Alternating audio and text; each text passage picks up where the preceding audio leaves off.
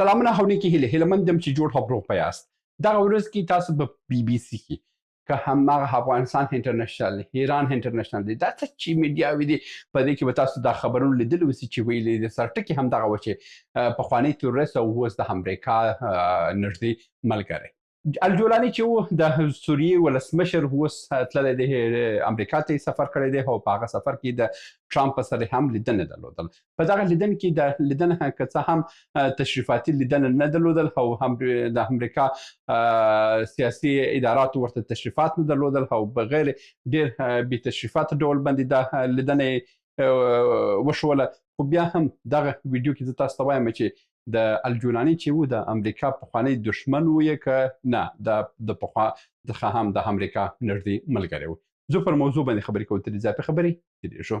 دا کوم تصویر چې تاسو وینئ چې ټرامپ هلته پر چوکۍ باندې ناست او الجولاني ورسره ولاړ دی دا تصویر چې دی دا په مصنوعي ځیرکتیا باندې جوړ شوی نه دی دا یو حقیقي تصویر دی که څه دغه ګوګل کې هم تاسو وګورئ پرده باندې ډېر کمنټونه راغلي چې ډېر خلکو هم پوښتنه کړې چې دا مصنوعي ځیرکتیا جوړ کړی دی که نه دا په رښتیا هم ده دا په رښتیا هم دغه تصویر دی چې الجولاني د ټرامپ سره په دې ډول باندې ولاړ دی چې یعنې د بادار او د غلام معنا لري دا ډول تصویرونه که څه په سیاسي ډول باندې هغه هم ولسمشر دی دا هم ولسمشر دی دا د یو هیواد ولسمشر دی هغه د بل هیواد ولسمشر دی باید د هغه هیواد عزت باید خوندي وساتي دا صحیح ده که ستا اقتصاد قوي دی او د دې اقتصاد ضعیفه دی که ته د یو ستر قدرت ولسمشر دی د یو ضعیف قدرت ولسمشر دی مګر دی هم د انسانانو ولسمشر دی ته هم د انسانانو ولسمشر دی په دغه ډول کړنې خو دا خو نه ښایي امریکا چې تا ته هم دغه چې ته راځې د یو بسته هیواد ولسمشر ته داسې په دې ډول باندې ورسره هغه تصویرونه ونیسي د بل خوا بیا چې کله هم دوی لیدنه درلودل دغه ټول کسان خپل د چوکۍ مخ ته کښېنولي او لکه یو استاد چې شاګردانو ته سبق ورکړي درسونه ورکړي په همدغه ډول باندې چلند یې کړی و ښه تر دې تېرېږو خبره څه وه خو په دې ورځ کې بي بي سي کې هم که تاسو لیدلی اوسئ په لومړۍ خبري سرویسو کې هم دا خبره وکړه چې پخوانی دشمن او اوس دوست او پخوانی تروریست او اوس د امریکا دوست چې $10 ملیون هم پر ده باندې شو الجولاني چې وګوره اول الجولاني اول ځل چې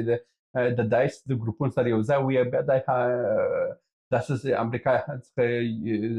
ونیوللو یو څو وخته د امریکا سره وي بیا بل څه چې هیله یې کړلو بیا خپل د ځانه یو ډلې جوړه کړې چې په سوریې کې جنګېدله بیا پر ده باندې $10 ملیون یې پرېښوله او د هغه یعنې دا داسې د استخباراتي خبرې چې دي ډېر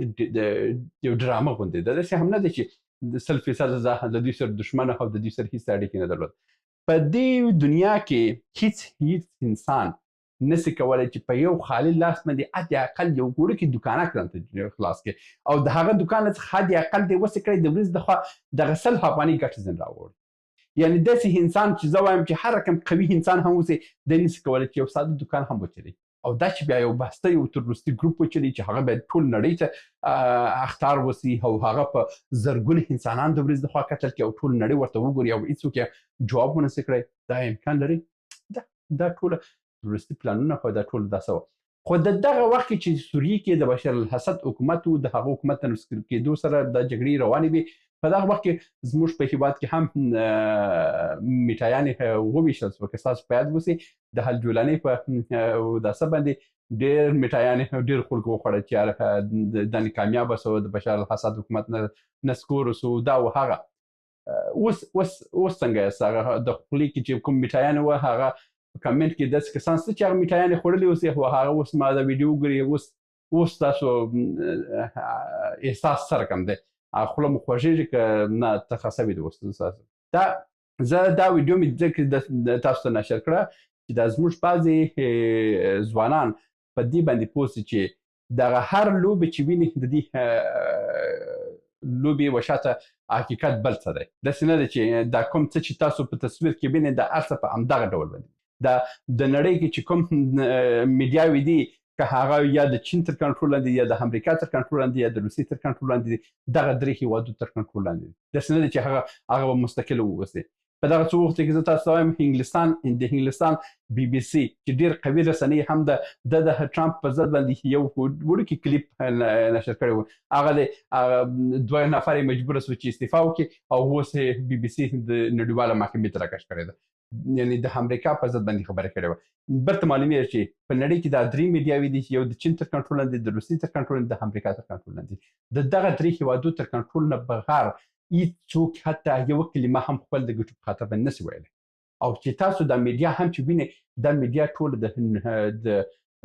شخصي ګټو دپاره ده. همدا اوس هم موږ چې په یوټیوب کې ویډیوګانې اچوو، موږ هم داسې په شونډه کې یو پیغام تر تاسو رسو، یعنی موږ هم نشو کولی چې هغه اصلي پیغام په یوټیوب کې نشر کړو چې دا نن مې یو سمه خبره په رښتیا وکړه، ځکه چې هغه وایي چې دا خبره مې وکړه، بل ورځ یوټیوب موږ ته وایي چې د دغه خبرې ثبوت راکړه. ثبوت خو د ټول نړۍ میډیا خو د دوی په لاس کې ده، د انټرنیټ د دوی په لاس کې دی، نو موږ خو ثبوت نشته. هماغه ډول باندې هماغه لازم وای چې یوټیوب چینل هم ډیلیټ کړي او هر څه موږ څخه ډیلیټ کړي. دا کارونه موږ په فیسبوک کې ډېر وسو. تاسو دا اوس هم یو وخت رښتیا خبر په فیسبوک کې ولیکئ چې دا 2 ورځ کې تاسو فیسبوک توت ته خیږي که نه خیږي. نو دا کوم حالات چې په تاسو په نړۍ کې ګورئ، دا حالات یو فزیکي بعد لري، یو فزیکي شکل لري، او یو هم چې دی هغه ظاهر و باطن بل رقم دی. داسې نه دی چې تاسو په دې باندې فکر وکړئ چې یاره ولا په میټاین چې ما وخوړل ډېر ښه خوند یې وکړ، او دا د جولاني کامیابېدل هم په سوریې کې ډېر ښه کار یې وکړ. دا جولاني خو ساده د امریکا سره هم خپل اړیکې ټینګ کړې، ښه کار وسو. په سوریې کې هغه ظلم روان هو، که څه د بشار الاسد حکومت ډېر نارواوې وکړې، او هغه حکومت هم د مثلا اقلیتو پر اکثریت باندې دا څه درلودل. دا په دې ډول باندې زه د دې سره موافقه یم، مګر بیا که بلته د سیمې حالات وګورو، د سیمې حالات چې وګورو، بیا برته زه برته خپل موافقت نشم کولی په داسې حالاتو کې. نو دا کس چې راغی یو کار چې وکړي، کاشکې زموږ مشرانو هم همدا کار کړی و، خپل مکتوبونه خلاص کړ، خپل پوهنتونونه خلاص کړ، خپل روغتونونه خلاص کړ، د بهر ملکو څخه چې کوم مهاجر سوي ډاکټران هغه یې راوغوښتله، خپل ځواکونه برته راوغوښتله، خپل نظامي چارواکي راوغوښتله، برته هغه خپل په پوځ په پښو ودروي، نه یې کوم ګډوډي جوړه کړه. که څه وګوره پر ده باندې هم د دوی هغه دفاعي سیستمونه ټول اسرائیل ور باندې وواله، ختم یې کړه، ټانک یې ختم کړو، تیارې یې ختم کړې، دفاعي سیستمونه یې ختم کړه، دا هر څه یې ختم کړه. خو په عموم کې دا کوم خپل د پخواني حکومت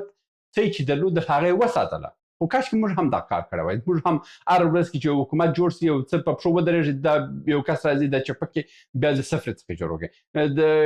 ډاکټر صاحب نجیب د وخت کوم پوځ چې و چې دا 100 کلن پوځ و، هغه پوځ مکمل ختم سو، بیا به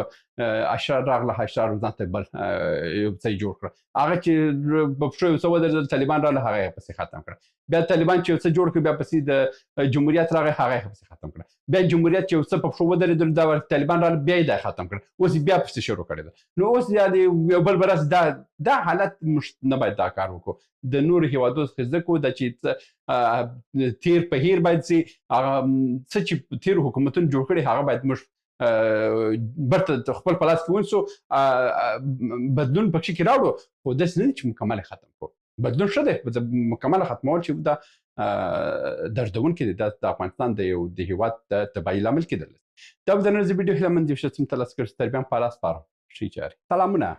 موږ ډېر موضوعات جوړ کړي دي. که سیاسي موضوعات غواړئ ووینئ نو دلته کلیک کړئ، او که غواړئ اقتصادي موضوعات وګورئ نو دلته کلیک کړئ، او که غواړئ چې د تل لپاره راسره واوسئ نو دلته کلیک کړئ او چینل سبسکرایب کړئ. مننه.